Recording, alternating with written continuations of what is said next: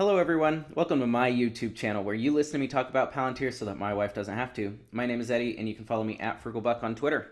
I was going over Palantir's 2022 numbers and their projected 2023 numbers this morning, and I believe Palantir has lied to us about their 2023 revenue projections, and we are going to cover these 4 business segments to describe to you why I believe that's the case.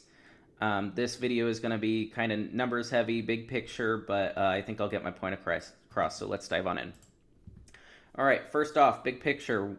Palantir in 2022 had $1.9 billion in revenue, and in 2023, they are projecting roughly $2.2 billion in revenue.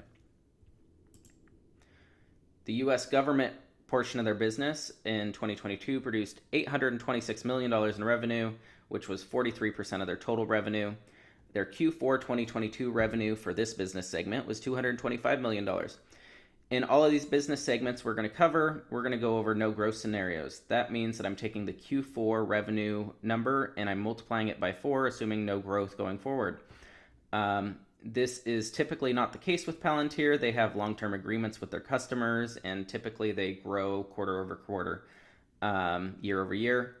And so this is a pretty bearish assumption that they're just going to maintain their Q4 2022 numbers and forward.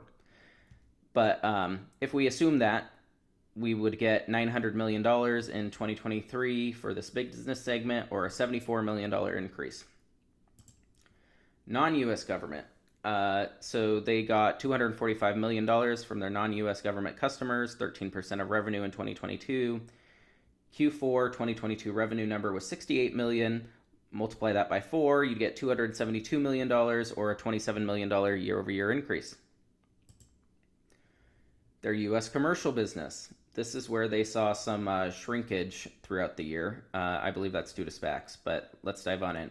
All right, full year 2022, they got $335 million from this business segment. That was 18% of their total revenue. Q3 2022 revenue was $88 million. Q4 2022 revenue was $77 million, or an $11 million decrease. I believe this is because their SPACs have decreased in size, and I expect this to turn around once the SPAC stuff works itself out. But taking this number and assuming no growth, so $77 million times 4, you get $308 million, or a $27 million decrease year over year. I did want to go over another U.S. commercial theoretical number due to Alex Karp's statements in the Q4 earnings call. So in the Q4 earnings call, Alex Karp stated, "I just met with the commercial team. I suspect we will grow north of 40%. It was unclear to me when listening to that if he meant specifically for the U.S. commercial or for the entire commercial segment.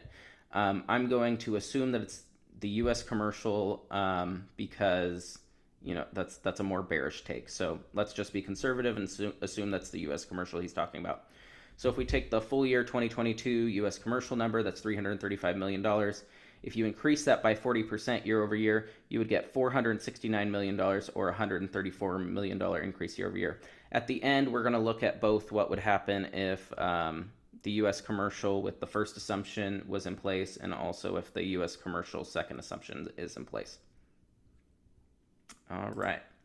And then we've got non-U.S. commercial customers. They produced $499 million in revenue in 2022, 26% of total revenue. Q4 2022 revenue was $138 million.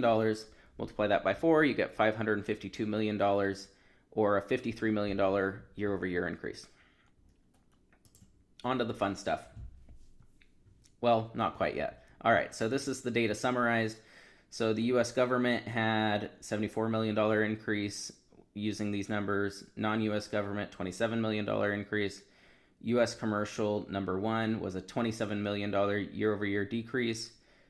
Second commercial example, $134 million year-over-year increase. And non-U.S. commercial was a $53 million year-over-year increase. Okay, and let's add it all up. So their revenue projection for 2023 was roughly $2.2 billion. If you look at the first outcome, counting up their U.S. commercial shrinking throughout the entire year with no growth, none of their business segments having any growth through all of 2023, you come to just over $2 billion. If you assume Alex Karp is right and the U.S. commercial business grows 40% year over year, but none of the other segments have any growth whatsoever at all, then you actually come to just $2.2 billion. I think that it is highly improbable that none of their business segments have any growth throughout the entire 2023, other than U.S. commercial growing roughly 40% year over year when it grew 60% in 2022. But let me know what you think. Please like and subscribe. Follow me on Twitter at FrugalBuck. And I will see you guys next time. Thanks so much for watching. Bye.